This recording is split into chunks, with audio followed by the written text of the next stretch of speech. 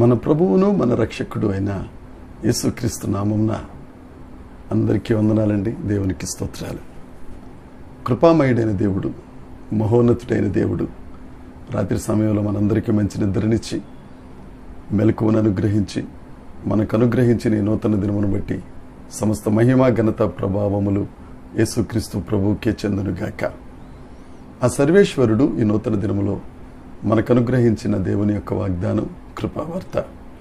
నిర్గమకాండము 22వ అధ్యాయము 23వ వచనం. వారు నీ చేత ఏ విధముగానైనను బాధ నుండి నాకు మొర్ర పెట్టిన ఎడల నేను నిశ్చయముగా వారి మొరను విందును. దేవునికి స్తోత్రం కలుగునుగాక, దేవునికి మహిమ కలుగునుగాక. ప్రభునందు ప్రియమైన దేవుని బిడ్డలారా, మన దేవుడు మొర ఆలకించే దేవుడు, మన దేవుడు ప్రార్థన ఆలకించే దేవుడు.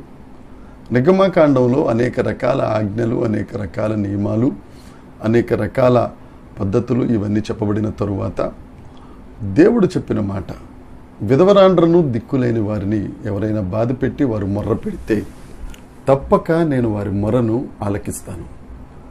దేవుడు దీనుల ప్రార్థన ఆలకిస్తారు. అలాగే ఎవరైతే ఇబ్బందుల చేత నలుగగొట్టబడి, బాధించబడి, అనేకుల చేత ద్వేషించబడి, అలక్ష్యానికి గురై వారు ప్రార్థన చేస్తే వారి మొర కూడా దేవుడు ఆలకించే దేవుడు. దేవుని ప్రజలారా, ఏ ఏ పరిస్థితులలో ఎవరెవరి చేత నువ్వు కొట్టబడి, నెట్టబడి, ఇబ్బందుల పాలై నలిగిపోయిన గుండెతో ఉన్నావో నువ్వు ప్రార్థన చేస్తే దేవుడు నీ ప్రార్థనను ఆలకిస్తారు. నువ్వు కన్నీరు కారిస్తే ఆ కన్నీరు ఆయన కవిలలో దాచుకుంటారు. నువ్వు ప్రార్థన చేసిన ప్రార్థన ఆయన తోసివేసే దేవుడు కాదు. ఈ లోకంలో వారు విధవరాండ్రను దిక్కులేని వారిని పక్కన పెట్టేయొచ్చు, రకరకాలుగా చూడొచ్చు, అలక్ష్యం చేయొచ్చు. కానీ దేవుడు వారిని చేరదీసే దేవుడు. నువ్వు ఏ ఏ పరిస్థితులలో బాధపడుతున్నావో ఆ దేవునికి మొర్ర పెడితే ఆ పరిస్థితులన్నిటిలో నుండి దేవుడు తప్పక నిన్ను బయటికి తీసుకొస్తాడు. ఇర్మియా ప్రవక్త రాసిన గ్రంథంలో 33వ అధ్యాయం 3వ వచనంలో, నాకు మొర్ర పెట్టుము, నేను నీకు ఉత్తరం ఇచ్చదను. ఉత్తరం ఇస్తానని నిశ్చయంగా చెప్పాడు దేవుడు. ఉత్తరం ఇస్తానేమో, లేకపోతే ఉత్తరం ఇవ్వడానికి ఆలోచిస్తానేమో అనలేదు.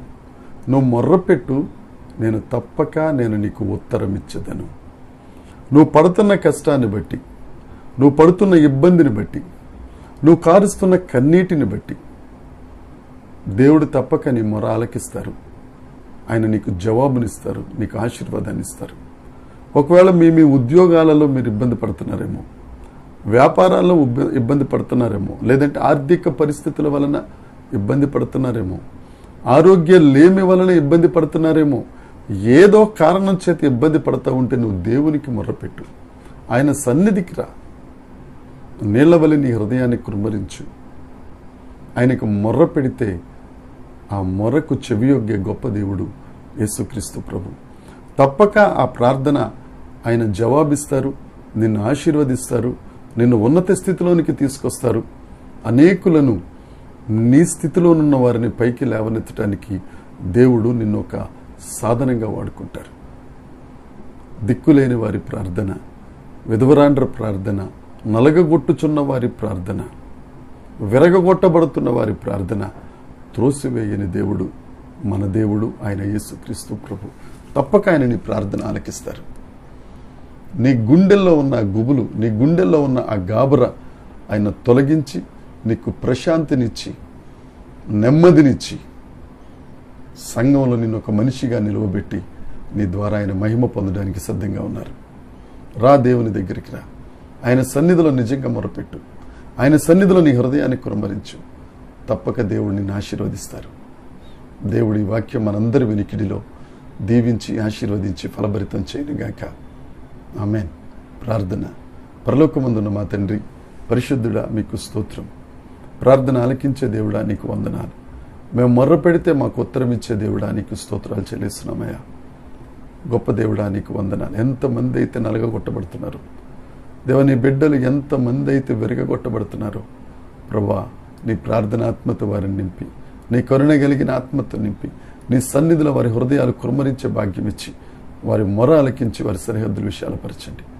వారికి మీరు తోడుగా ఉండి ఆశీర్వదించి అనేకులకు ఆశీర్వాద కారణంగా చేసి మీరు మహిమ పొందుమని యేసుక్రీస్తు నామమున ప్రార్థించి అడిగి వేడుకొనుచున్నాం తండ్రి. ఆమేన్. దేవుని కృప మనందరికీ తోడై ఉండునుగాక. ఆమేన్, ఆమేన్, ఆమేన్.